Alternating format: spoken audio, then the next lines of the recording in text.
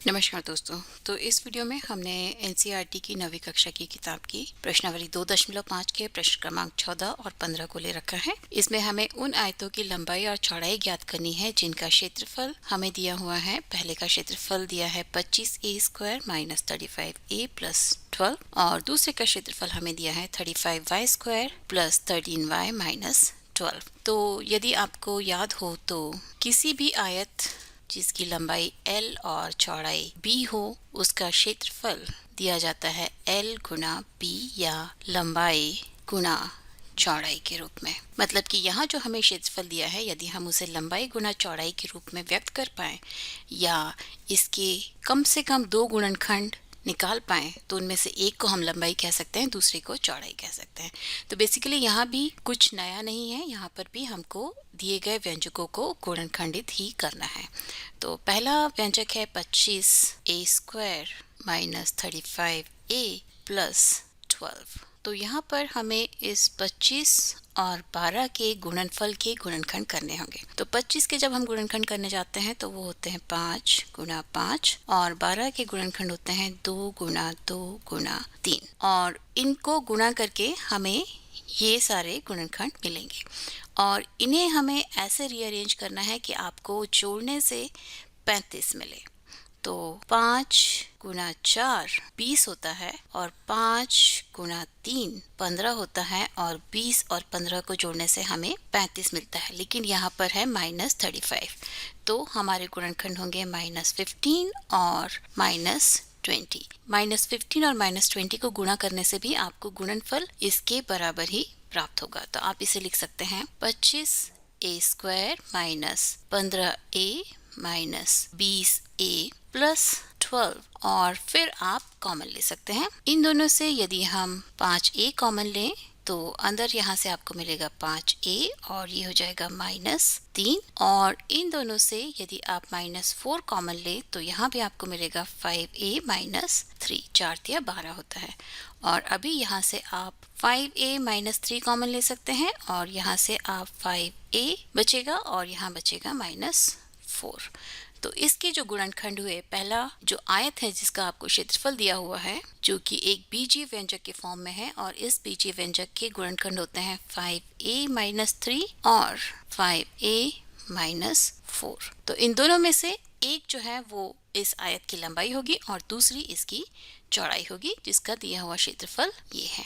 ठीक है, और उसी प्रकार से हम दूसरे आयत के क्षेत्रफल को लेकर भी उसकी लंबाई और चौड़ाई को मालूम कर सकते हैं। तो और इसका क्षेत्रफल है 35y² प्लस 13y माइनस 12। तो हमारी विधि के हिसाब से हमें इसके गुणांक और इसे आपस में गुणा करके उसके गुणनखंड निकालने होंगे। तो मैं क्या करूंगी कि मैं इनके गुणनखंडों को ही सीधे लिख लूंगी और फिर उन्हें गुणा कर लूंगी। हमें 35 गुना -12 के गुणनखंड निकालने हैं। तो 35 के गुणनखंड होंगे 5 गुना 7, 5 7 35 होता है और 12 के गुणनखंड होंगे, हम -1 को अलग से लिख लेते हैं और उसके बाद 12 के गुणनखंड लिख लेते हैं जो कि होगा 2 गुना 2 गुना 3। तो यहाँ पर 7 चौक 28 होता है और 5 तिया 15 होता है और 28 में से 5 को घटाने से हमें 13 मिलता है।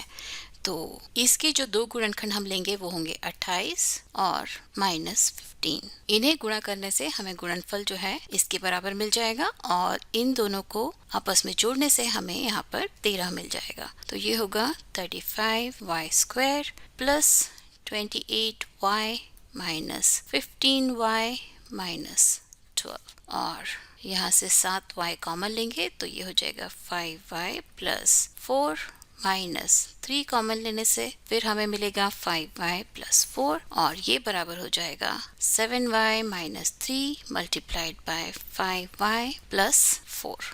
ये जिस भी आयत का क्षेत्रफल है उसकी लंबाई या तो ये है, तो इनमें से कोई एक उसकी लंबाई है और दूसरी उसकी चौड़ाई है। और यहाँ पर हमें उन घनाभों की विमाएं ज्ञात करनी है जिनका आयतन ये है।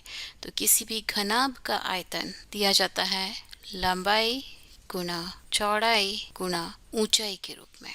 तो यहाँ पर भी हम इसे गुणनखंडित करेंगे और फिर हम बताएंगे कि लंबाई चौड़ाई और ऊंचाई उस घनाभ की क्या है जिनका दिया हुआ आयतन या तो ये है और ये है। तो जब हम 3x स्क्वायर माइनस 12x की बात करते हैं तो इन दोनों में से हम 3x को कॉमन ले लेते हैं और फिर यहाँ पर हमें मिलता है x और यहाँ से हमें मिलता है 4। तो इसे आप लिखे हैं 3 गुना x माइनस 4 के रूप में। मतलब कि इन तीनों में से एक उसकी लंबाई है, दूसरी चौड़ाई है और तीसरी ऊंचाई है। कोई भी लंबाई हो सकती है और कोई दूसरी चौड़ाई हो सकती है और कोई तीसरी ऊंचाई हो सकती है, लेकिन ये जो कॉम्बिनेशन है लंबाई, चौड़ाई और ऊंचाई का वो यही रहेगा।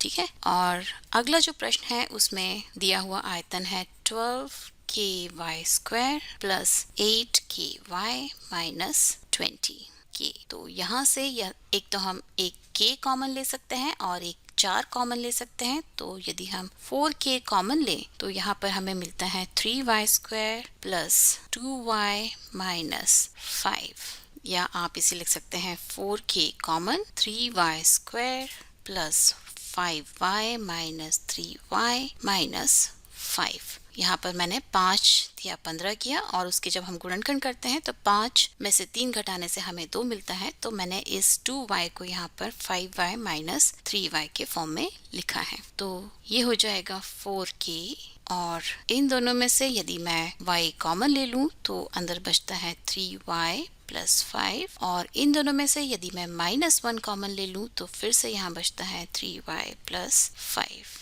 तो ये बराबर हो जाएगा 4k Guna 3y plus 5 multiplied by y minus 1। तो इसकी लंबाई, चौड़ाई और ऊंचाई के बहुत सारे कॉम्बिनेशंस हो सकते हैं। यहाँ पर इस 4 को भी आप लिख सकते हैं 2 गुना 2, फिर आपके पास है एक k, फिर आपके पास है 3y प्लस 5 और फिर आपके पास है y माइनस 1।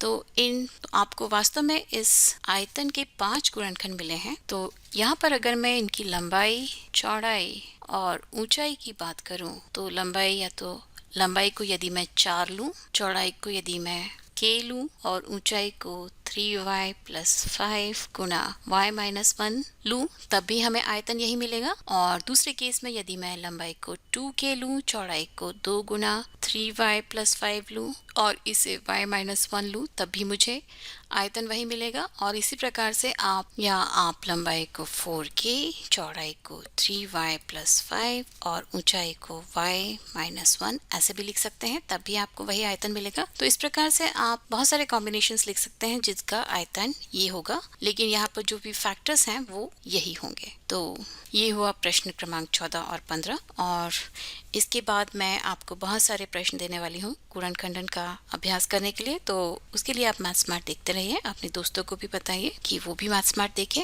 और तब तक के लिए नमस्कार।